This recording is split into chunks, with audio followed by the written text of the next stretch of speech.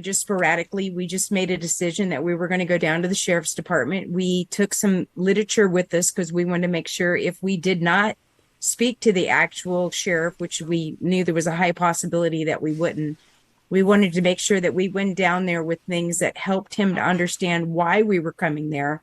We weren't just coming to have a meeting with him. We were wanting to provide him the common law case that was filed on the 18th of August here in Arizona, which is now before Clarence Thomas, and he's looking at this case.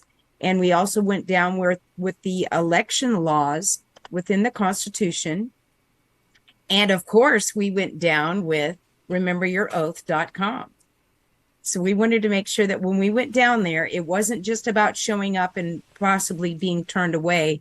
It was us showing up and showing up with why we were actually showing up. We wanted them to have what they needed to understand what we're concerned about.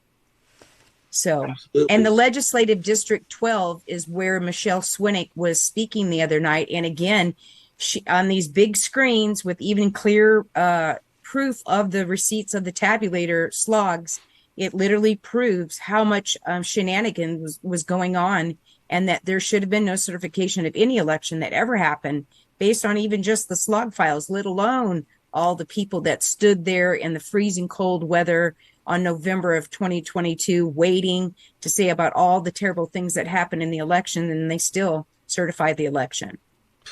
And how about, because you were at the same meeting I was, so you saw the Red Baron, the Red Baron come in with the red pen and start filling in numbers. Yeah. And these are supposed to be official documents. And if just one of them is done fraudulently, that negates that entire batch, which negates the election, because fraud vitiates everything according to our Constitution. Absolutely. So I saw frauds also talked about at the BOS meeting. A young lady got up, she got up there with a nice little screen that the BOS members could see, and she recounted where they could find these and document these, frauds that occurred. And the BOS members literally had no interest in hearing this. And I mean, obviously, we can go into the fact that there's private security there. You have Maricopa County Security Services. So it's basically a private security firm for the county, for the BOS, to come in as their little private goons. Yes. But he talks out of turn. What's his name? Hillman? Hillerman?